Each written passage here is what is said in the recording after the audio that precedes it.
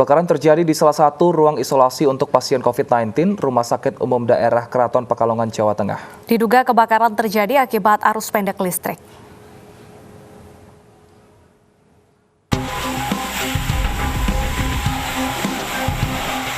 Ruang isolasi untuk pasien COVID-19 di Rumah Sakit Umum Daerah Keraton Pekalongan, Jawa Tengah terbakar. Dalam video amatir terlihat petugas pemadam kebakaran dibantu tenaga kesehatan mencoba memadamkan api yang melahap seluruh isi bangunan. Setelah 30 menit, petugas berhasil memadamkan api di ruang isolasi. Seluruh pasien ruang isolasi sebanyak 12 orang yang merupakan penderita COVID-19 telah dipindahkan ke Bangsal Seruni. Dugaan sementara penyebab kebakaran karena arus pendek listrik dari salah satu alat kesehatan di dalam ruang isolasi. Karena sangat urgent, itu harus dilakukan evakuasi segera. Kemudian kejadian tidak ada korban jiwa, hanya korban material saja.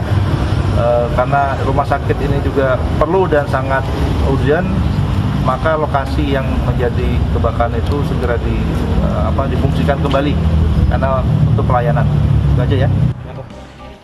Direktur Rumah Sakit menjelaskan saat ini seluruh pasien COVID-19 sudah dalam penanganan medis. Sementara pelayanan rumah sakit berjalan normal pasca kejadian ini. 4 ya, jadi ada asap di kamar 3. Bahkan itu kita full pasien ini, pasien COVID ada 12, jadi semua kamar itu ada pasiennya. Dan kemudian di kamar 3 itu keluar asap, sehingga panik lah waktu itu. Sehingga untungnya kita tuh punya kamar isolasi yang baru kita bangun di Seruni. Jadi pasien langsung diungsikan ke rumah Seruni, kemudian dipanggil damkar, datang 2 unit damkar. Alhamdulillah sudah selesai ditangani. Nggak sampai kemana-mana, jadi hanya di ruang isolasi 3. Jadi ternyata HEPA filternya yang mungkin panas juga karena dipakai 24 jam. Tidak ada korban jiwa dalam kejadian ini.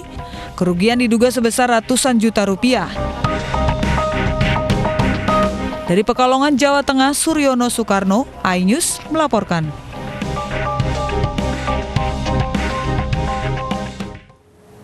Bertambahnya jumlah korban meninggal karena COVID-19 mendorong sejumlah warga untuk menjadi relawan, terutama sebagai petugas pemakaman korban COVID-19. Setiap hari terdapat puluhan warga yang mendaftar menjadi relawan COVID-19 di kantor BPBD Purbalingga, Jawa Tengah.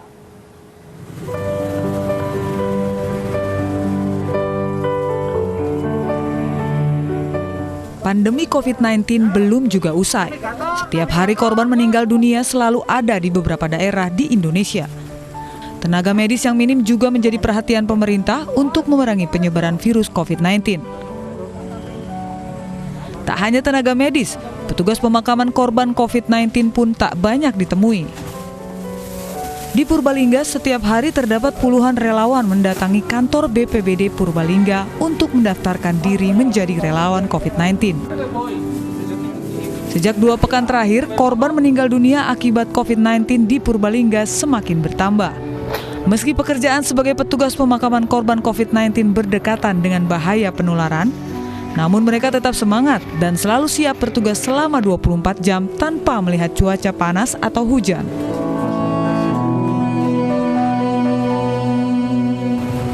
Jiwa kita udah kemanusiaan nih Pak. Nah, kepuasan kita di saat kita bisa berguna untuk masyarakat, untuk kemanusiaan, ya kita bangga gitu aja. Gitu. Tim pemakaman kami berjumlah kurang lebih 30 orang. Itu kita bagi menjadi 3 tim.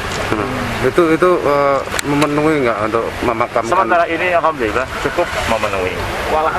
Persoalannya hanya ketika ada pemakaman yang saling berjauhan, titik utara ketemu dengan titik selatan, nah ini perlu ada waktu yang untuk bersama kita selesaikan dengan baik. Saat ini Kabupaten Purbalingga membutuhkan personil tambahan untuk menjadi anggota regu pemakaman jenazah COVID-19. Hingga saat ini jumlah pasien COVID-19 di Kabupaten Purbalingga, Jawa Tengah mencapai 1.028 orang. 753 orang masih dalam perawatan dan 31 orang meninggal dunia. Dari Purbalingga, Jawa Tengah, Catur Edi Purwanto, iNews melaporkan. Pemirsa, bagi Anda yang belum mengetahui seperti apa tahapan untuk melakukan vaksinasi corona, berikut adalah tata cara atau alur untuk vaksinasi corona di Indonesia. Pertama, registrasi dan pre-order di aplikasi yang sudah disediakan. Kedua, lakukan reservasi dan pembayaran. Ketiga, setelah pembayaran, Anda akan dikonfirmasi melalui SMS atau email. Setelah terkonfirmasi, Anda akan mendapatkan surat persetujuan. Kemudian, pasien dapat datang langsung ke fasilitas vaksinasi yang sudah ditentukan. Pasien akan divaksinasi lalu akan dipantau selama 30 menit. Jika tidak terdapat gejala setelah vaksinasi, pasien diminta pulang dan mendapatkan sertifikat. Datangnya 1,2 juta dosis vaksin COVID-19 ke Indonesia ini membawa angin segar bagi warga untuk mengatasi pandemi. Apakah mantan pasien COVID-19 masih perlu divaksin? Anda bisa mendapatkan jawabannya dengan mengklik www.sindonews.com.